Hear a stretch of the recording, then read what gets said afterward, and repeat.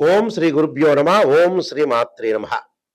శుక్రగ్రహము April 19వ తారీఖు మధ్యాహ్నం 3:30 నుండి మే 14వ తారీఖు 10:30 వరకు కూడా శుక్రుడు వృషభ రాశిలో సంచారం చేస్తున్నాడు. ఏప్రిల్ 19 నుంచి శుక్రుడు తన సొంత రాశి అయిన వృషభ రాశిలో సంచారం చేయటం అనేది జరుగుతుంది. వృషభ రాశికి సంవత్సరం తర్వాత మళ్ళీ వృషభ రాశిలో సంచారం చేయటం వల్ల ద్వాదశ రాశుల వాళ్ళకి ఏ విధంగా ఫలితాలు ఉండబోతున్నాయి. శుక్రుడు సహజంగా సుఖాన్ని, భోగాన్ని, సౌఖ్యాన్ని, కళత్రకారకుడు అంటారు. అంటే సప్తమ భావకారకుడు శుక్రగ్రహం. అంటే కళత్రాన్ని ఇచ్చేవాడు, వివాహాన్ని ఇచ్చేవాడు శుక్రుడు. ఈ శుక్రుడు సుఖాన్ని, సంపదను, లగ్జరీని, అలానే కళత్రాన్ని అంటే వివాహ సంబంధించిన విషయాలు కానీ, ప్రేమ కానీ, లవ్ అట్రాక్షన్ కానీ ఇలాంటివన్నీ కూడా ఇచ్చే గ్రహం ఏమిటి ప్లానెట్ అంటే శుక్రగ్రహం. శుక్రగ్రహం ఒక 20% ధనాన్ని కూడా ఇచ్చే అవకాశం అనేది ఒకటి ఉంటుంది. కేవలం గురువే కాదు, శుక్రుడు కూడా కొంత లగ్జరీ లైఫ్నే కాకుండా కొంత ఐశ్వర్యాన్ని కూడా సమకూర్చే ప్లానెట్ ఏంటంటే శుక్రగ్రహం. శుక్రగ్రహం ద్వాదశ రాశుల వాళ్ళకి ఈ విధంగా ఉండబోతుంది. వృషభ రాశిలో సంచారం చేయటం వల్ల మేషాది ద్వాదశ రాశుల వాళ్ళకి ఎలాంటి ఫలితాలు జరుగుతాయి, ఆ నెల రోజుల పాటు ఏ విధంగా ఉండబోతుందో మనం తప్పకుండా తెలుసుకుందాం. శుక్రగ్రహము తన రాశి నుంచి 1, 2, 4, 5, 8, 9, 11 స్థానాల్లో ఉంటే సుఫలితాన్ని ఇస్తుందని గోచారం తెలుపబడింది. అయితే ఈ రాశులందరికీ కూడా ఈ నెల రోజుల పాటు శుక్రగ్రహం యొక్క ఫలితాలు ఏమిటో ఒకసారి తెలుసుకుందాం. కన్యా రాశి వారికి శుక్రుడు యొక్క బలం ఏ విధంగా ఉందో తెలుసుకుందాం. ఇక్కడ కన్యా రాశి వారికి భాగ్యాధిపతి, ద్వితీయాధిపతి అయిన శుక్రుడు వీళ్ళకి భాగ్యస్థానంలో ఉండటం వల్ల ఎలాంటి ఫలితాలు జరుగుతున్నాయి అంటే కుటుంబంలో వారందరికీ కూడా కొంత ఆనందంగా, ఉత్సాహంగా ఉండే అవకాశాలు, శుభ కార్యక్రమాల నిర్వహణ, తీర్థయాత్రలకు వెళ్ళే అవకాశాలు, దైవభక్తి, మానసికంగా శక్తి బాగా పెరగటం, అలానే గౌరవం, కీర్తి ప్రతిష్టలు బాగా పెరిగే అవకాశాలు ఎక్కువ ఉంటాయి. శత్రులు మిత్రులుగా అయ్యే అవకాశాలు ఎక్కువ ఉంటాయి. కుటుంబ పరంగా వివాదాలు తగ్గటం ఒకటి, తండ్రి కొడుకు, అలానే తండ్రి తల్లి, అలానే తల్లి కూతుర్లు వీళ్ళ యొక్క అనుబంధము, అక్క చెల్లెళ్ళు, అన్నదమ్ముల మధ్యలో అనుబంధం బాగా పెరగటం, తలచిన పనులన్నీ కూడా జరిగే అవకాశాలు, అలానే నూతన వస్త్ర ప్రాప్తి, ఆరోగ్యము, ధైర్యము, అలానే మనోధైర్యం కలిగే అవకాశాలు ఎక్కువ ఉండటం ఒకటి, సర్వ ప్రయత్నాలన్నీ కూడా అనుకూలించే అవకాశాలు ఎక్కువ ఉంటాయి. అంటే విందులు వినోదాలకే హాజరయ్యే అవకాశం ఉంటుంది, గౌరవ ప్రతిష్టలు జరిగే అవకాశం ఉంటుంది, దైవభక్తి వల్ల కూడా మానసికంగా ప్రశాంతత, ఆరోగ్యము, ఆనందంతో గడిపే అవకాశాలు ఎక్కువ ఉంటాయి. అంటే వాళ్ళు అనుకున్న పనులు ఏదైతే ఉంటుందో అవన్నీ కూడా సర్వత్రా విజయం లభించడం ఒకటి, ప్రణాళికాబద్ధంగా రూపొందించుకునే అవకాశాలు ఎక్కువగా ఉండటం, లైఫ్ని ఎలా ఎన్హాన్స్ చేసుకోవాలని ఒక ప్రణాళికాబద్ధంగా రూపొందించుకునే అవకాశాలు ఎక్కువ ఉంటాయి. చికాకులు తగ్గిపోతాయి. ఫైనాన్షియల్ పరంగా, ఆర్థిక పరంగా ఉండే సమస్యలు తగ్గిపోతాయి. రుణబాధలు తగ్గిపోతాయి. రుణాలని వాళ్ళు తీర్చుకునే అవకాశాలు బాగా ఎక్కువగా ఉంటాయి. అలానే భాగ్యం అంటే ధనలాభము, బంగారు ఆభరణాలు, దుస్తులు కొనుగోలు చేయటం, కాస్మెటిక్స్ కొనుగోలు చేసే అవకాశాలు, గృహ నిర్మాణం చేపట్టాల్సిన అవకాశం అనేది ఒకటి కలుగుతుంది. గృహంలో మంచిగా అందంగా అలంకరించుకునే అవకాశం ఉంటుంది. అలానే వివాహ శుభ కార్యక్రమాల్లో పాల్గొనటం ఒకటి, ప్రేమించిన యువతి యువకులు ఎవరైతే ఉంటారో పెద్దలను ఒప్పించి వివాహం చేసుకునే అవకాశాలు పుష్కలంగా ఉంటాయి. కాబట్టి ఇక ప్రతి పనిలో కూడా వాళ్ళు సర్వత్రా విజయం లభించే అవకాశం ఎక్కువ ఉంటుంది. కాబట్టి ఒక బిజినెస్ చేస్తున్నా, ఒక వ్యాపారం చేస్తున్నా కూడా అనుకూలంగా ఉంటుంది. నూతన వ్యాపార పరంగా కూడా విస్తరణ కూడా చేసుకునే అవకాశాలు ఎక్కువ ఉంటాయి. అంటే లాభాల బాటలో బాగా ఉండే అవకాశం ఎక్కువగా ఉంటుంది. కాబట్టి నేను కొన్ని పరిహారాలు చెప్పబోతున్నా, నా పరిహారాలు మీరు పాటించండి, మీకు మంచి జరిగే అవకాశాలు ఖచ్చితంగా ఉంటాయి. శుక్రగ్రహం అనేది ఎవరి జాతకంలో అయినా సరే నీచపడినా, అలానే 6, 8, 12 స్థానాల్లో ఉన్నా, అంటే వాళ్ళ జన్మలగ్నం నుంచి 6, 8, 12 స్థానాల్లో ఉన్నా అది దోషంగా పరిగణిస్తాం. శుక్రుడు పుష్యమి, అనురాధ, ఉత్తరాభాద్ర నక్షత్రంలో ఉండకూడదు, అశ్విని, మఖ, మూల నక్షత్రాల్లో ఉండకూడదు, ఆరుద్ర, స్వాతి, శతభిష నక్షత్రంలో ఉండకూడదు, మృగశిర, చిత్త, ధనిష్ట నక్షత్రాల్లో ఉంటే కూడా శుక్రుడు దోషం కలిగినట్టుగా మనం భావిస్తాం. శుక్రుడు రాహుతో కానీ, కేతువుతో కానీ, కుజుడితో కానీ, శనితో కానీ కంజంక్షన్ కాకూడదు, కలవకూడదు. వారి జన్మలగ్నం నుంచి 6, 8, 12 స్థానాల్లో శుక్రుడు ఉన్నా కూడా దాన్ని శుక్రదోషంగా మనం పరిగణిస్తాం. అంటే ఈ స్థానాల్లో శుక్రుడు ఉంటే వివాహపరమైన సంబంధాల విషయంలో కానీ, వాహనాలకు సంబంధించిన విషయాల్లో కానీ, లైఫ్‌లో సుఖం లేకపోవటం గానీ, విడాకులు జరగటం, ప్రేమ వివాహాలు జరగలేకపోవటం, లవ్ అట్రాక్షన్‌గా లేకపోవటం, వైఫ్ అండ్ హస్బెండ్ మధ్యలో డిఫరెన్స్ ఆఫ్ ఒపీనియన్స్ ఉండటం, అలానే విడాకులయ్యే అవకాశాలు ఎక్కువ ఉండటం, డిస్ప్యూట్స్ కరెక్ట్‌గా బాండింగ్ లేకపోవడం జరుగుతుంటుంది. కొంత డబ్బుకు కూడా కొంత అవరోధం అని కలిగే అవకాశాలు ఖచ్చితంగా ఉంటాయి. ప్రతి వాళ్ళకి కూడా శుక్రమహారదశ కలిసొస్తుంది, కలిసొస్తుంది అని అనుకుంటారు. ప్రతి జన్మలగ్నానికి కూడా శుక్రమహారదశ అనేది కలిసి రాదు. కొన్ని జన్మలగ్నాలకి మాత్రమే వాళ్ళకి ఆ రాశిచక్రంలో గాని, భావచక్రంలో గాని శుక్రుడు ఎక్కడున్నాడు, నవాంశ చక్రంలో కూడా శుక్రుడు ఎక్కడున్నాడని తెలుసుకుని, ఆ శుక్రమహారదశ అనేది మనకు కలిసొస్తుందా లేదా అని తెలుసుకోవాలి. ప్రతి లగ్నానికి కూడా శుక్రమహారదశ అనేది శుక్రమహారదశ అనేది ప్రతి మహారదశకు కూడా మంచి జరుగుతుందా, చెడ్డ జరుగుతుందా అనేది మనం జన్మజాతకాన్ని చూసి మనం ఆలోచన చేసి చెప్పాలి. ప్రతి వాళ్ళకి మటుకు మంచి జరగదు. చాలామంది కూడా అనుకుంటారు మాకు శుక్రమహారదశ వచ్చింది బ్రహ్మాండంగా శుక్రుడు రాజయోగాన్ని ఇస్తాడు, మాకు విపరీతమైన డబ్బు కలిసి వస్తుంది అని అనుకునే భావించే వాళ్ళు చాలామంది ఉన్నారు. నిజంగా అయితే అన్ని లగ్నాలకి శుక్రమహారదశని వర్తించదు. కానీ ఇందులో గోచారం వేరు, బర్త్ చార్ట్ వేరు. ఇప్పుడు మనం చెప్పేదేంది గోచారం.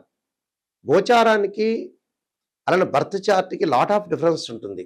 అంటే what is the difference between transit system and birth chart. Transit system అంటే గోచారం. గోచారం అంటే సహజంగా ఓ చెట్టు ఉంటుంది. ఆ చెట్టు కొమ్మలుంటాయి. ఆ కొమ్మలకు ఆకులుంటాయి.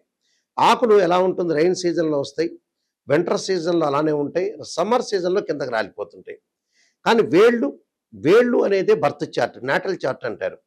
ఆ బర్త్ చార్ట్‌లో ఎప్పుడూ కూడా మనకైతే వేళ్ళనేది ఉంటాయో ఆ వేళ్ళు స్టాండర్డ్‌గా ఉండాలి.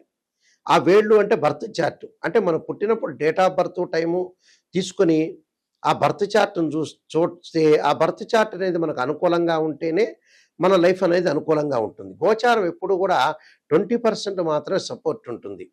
అంటే ఎంత కృషి చేసినా ఆవగింజంత అదృష్టం ఉండాలంటారు. ఆ అదృష్టం మాత్రమే గోచారం.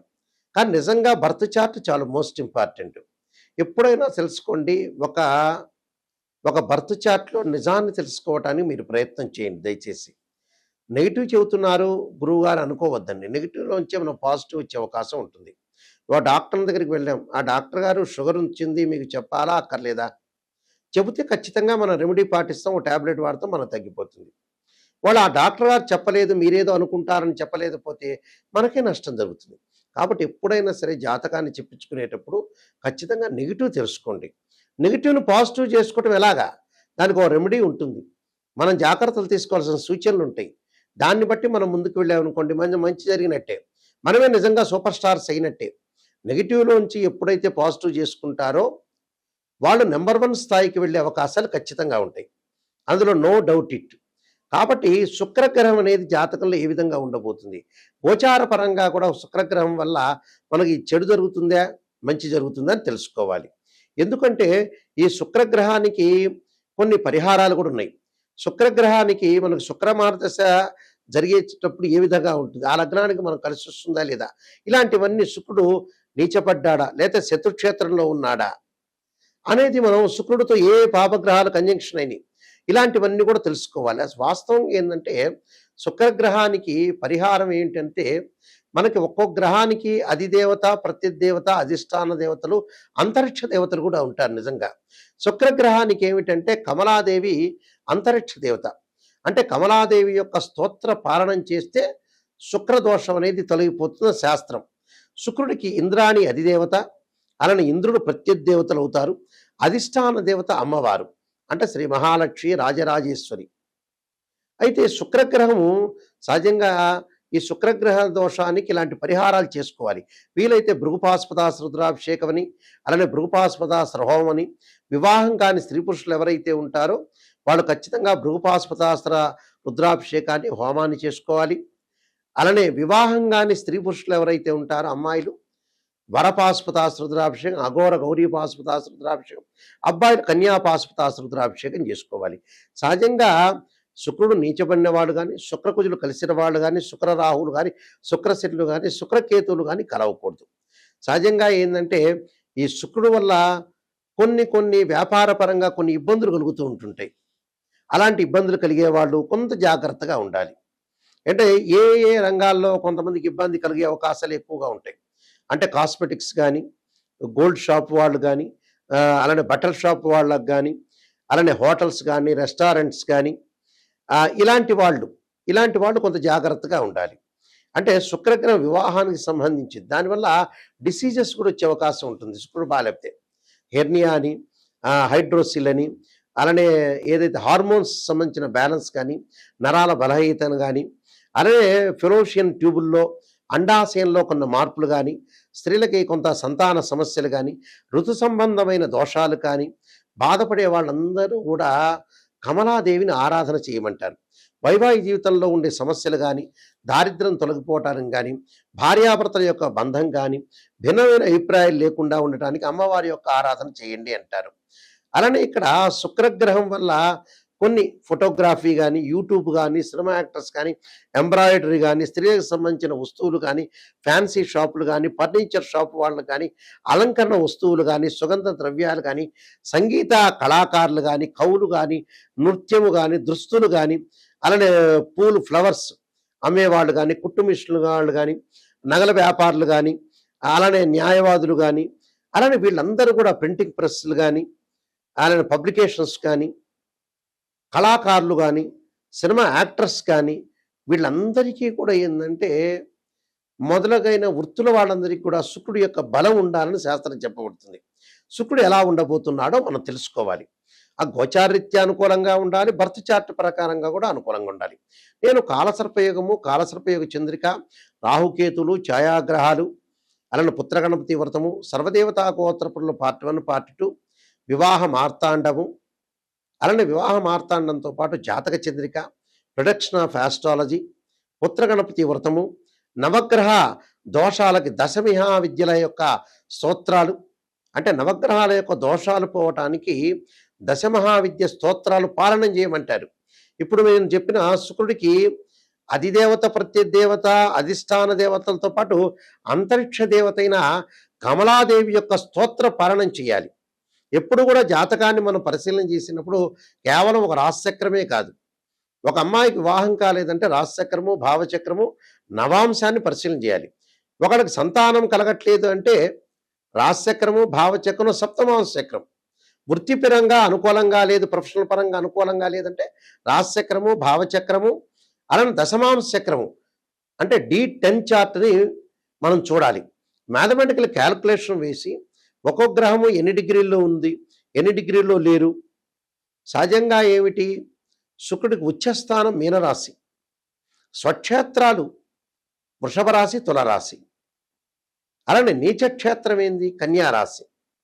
దానికి కూడా కొన్ని డిగ్రీలు, ఎన్ని డిగ్రీల వరకు వచ్చి ఉంటుంది, ఎన్ని డిగ్రీల దగ్గర నీచం ఉంటుందని కూడా తెలుసుకోవాలి. అందువల్ల శుక్రగ్రహాన్ని బాగా అనాలిసిస్ చేసి శుక్రుడి వల్ల ఎలాంటి దోషం కలగబోతుంది జాతకంలో ఆ నిజాన్ని తెలుసుకున్నాం అనుకోండి, ఖచ్చితంగా మనం బాగుపడినట్టే. అసత్యపు ధోరణిలో ఎప్పుడు కూడా ఉండకూడదు. నిజం తెలుసుకోలేదనుకోండి, మనం మోసం చేసుకున్నట్టు అర్థం. ఎదుటి ఆస్ట్రాలజర్కి ఏం ప్రాబ్లం ఏం లేదు. మనం ఒక ఆస్ట్రాలజర్ని అప్రోచ్ అయితే గురువుగారు నిజం చెప్పండి అని చెప్పాలి. నిజం చెప్పకుండా పర్వాలేదులేండి మీరు చెప్పండి, మీరు మాకు నెగిటివ్ వద్దు పాజిటివ్ వద్దు అనగానే మీ కన్సల్టింగ్ ఫీజు ఇవ్వగానే ఆయన సంతోషించి పాజిటివ్ చెబుతాడు. అప్పుడు నష్టం జరిగేది ఆస్ట్రాలజర్కి కాదు, మీకే. గుర్తుపెట్టుకోండి, నేను రియలిస్టిక్ చెబుతున్నా. నిజాన్ని ఎవరైనా సరే నిజం తెలుసుకోండి, దాన్ని పరిహారాలు పాటించండి, బాగుపడే అవకాశం ఖచ్చితంగా ఉంటుంది.